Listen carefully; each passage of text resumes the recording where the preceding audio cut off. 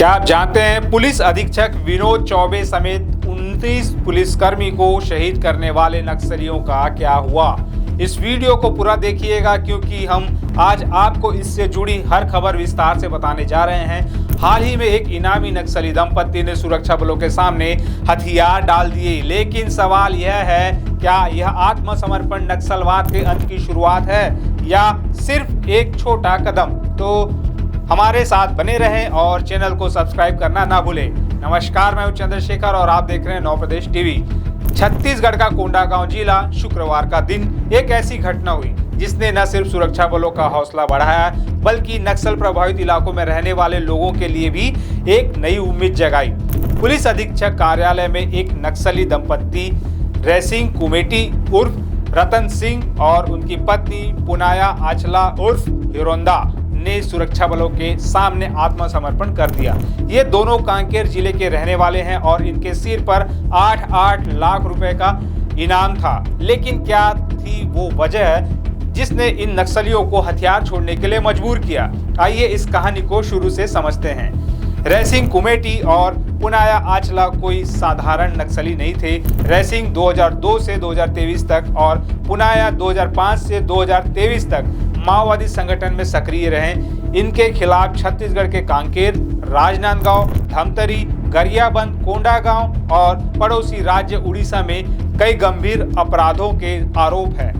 सबसे बड़ी घटना थी 2009 की, जब राजनांदगांव के मदनवाड़ा थाना क्षेत्र में नक्सलियों ने पुलिस दल पर हमला किया। इस हमले में पुलिस अधीक्षक विनोद चौबे समेत 29 पुलिसकर्मी शहीद हो गए। इसके बाद 2011 में गरियाबंद जिले में अतिरिक्त पुलिस अधीक्षक राजेश पवार के काफिले पर हुए हमले में 9 पुलिसकर्मी मारे गए। इन दोनों घटनाओं में रेसिंग का नाम प्रमुखता से सामने आया। इतना ही नहीं, रेसिंग पर 2004 में उड़ीसा के कोरापुट जिले में हथियार और कारतूस लूटने का भी आरोप है। वहीं पुनाया आचला भी कई नक्सली घटनाओं में शामिल रही है। लेकिन इन सब के बावजूद इस दंपत्ति ने हथियार डालने का फैसला क्यों किया?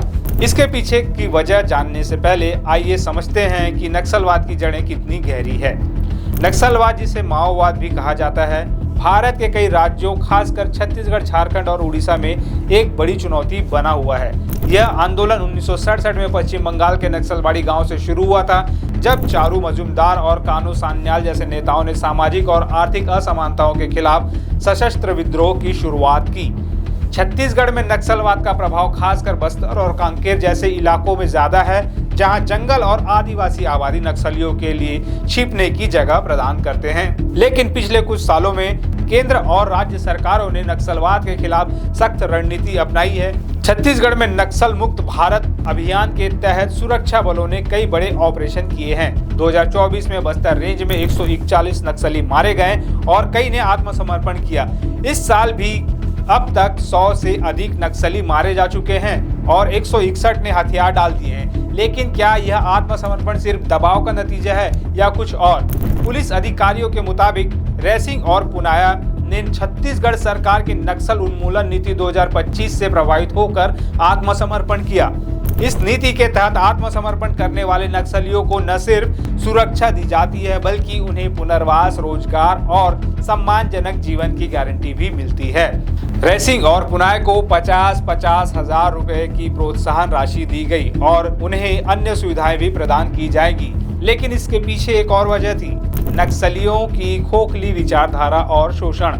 अधिकारियों का कहना है कि यह दंपत्ति नक्सल संगठन के भीतर के शोषण और हिंसा से तंग आ चुका था। यह पहली बार नहीं है जब नक्सलियों ने ऐसी वजहों से हथियार डाले हैं। कई आत्मसमर्पित नक्सलियों ने बताया है कि संगठन में आदिवासियों और गरीबों के लिए लड़ने का दावा तो किया जाता है, लेकिन हकीकत में हिंसा और डर का माहौल होता है। इस आत्मसमर्पण का असर सिर्फ कोंडागांव तक सीमित नहीं है, यह पूरे बस्तर संभाग और छत्तीसगढ़ के लिए एक बड़ा संदेश है। केंद्रीय गृह मंत्री अमित शाह ने 2026 तक देश को नक्सल मुक्त करने का लक्ष्य रखा है। इसके लिए ऑपरेशन प्रहार और ऑपरेशन ऑक्टोपस जैसे अभियान चलाए जा रहे हैं, जो खुफिया जानकारी और तकनीक पर आधारित है। साथ ही सरकार आदिवासी इलाकों में शिक्षा, स्वास्थ्य और रोजगार के अवसर बढ़ाने पर जोर दे रही है। लेकिन चुनौतियां अब भी बाकी है। नक्सलियों के हमले अब भी जारी है। हाल ही में बीजापुर में एक आईईडी ब्लास्ट में 5 जवान शहीद हो गए। ऐसे में आत्मसमर्पण जैसे कदम कितने प्रभावी होंगे? क्या सरकार की नीति नक्सलवाद की जड़ों, गरीबी, बेरोजगारी और सामाजिक असमानता को खत्म कर पाएगी? यह समय ही बताएगा। रैसिंग और पुनाय का आत्मसमर्पण न सिर्फ एक खबर है, बल्कि यह एक उम्मीद है कि हिंसा का रास्ता छोड़कर लोग मुख्य धारा में लौट सकते हैं। लेकिन इसके लिए सरकार, सुरक्षा बल और समाज को मिलकर काम करना होगा। आप इस बारे में क्या सोचते हैं? क्या नक्सलवाद को सिर्फ सैन्य कार्रवाई से खत्म किया जा सकता है या विकास ही इसका असली हल है? अपनी राय कमेंट्स में जरूर बताएं। अगर आपको ये वीडियो पसंद आया तो लाइक करें, शेयर करें और चैनल को सब्सक्राइब करें। बेल आइकॉन दबाना ना भूलें ताकि आपको हमारी हर नई खबर मिलती रहे। तब तक के लिए नमस्कार।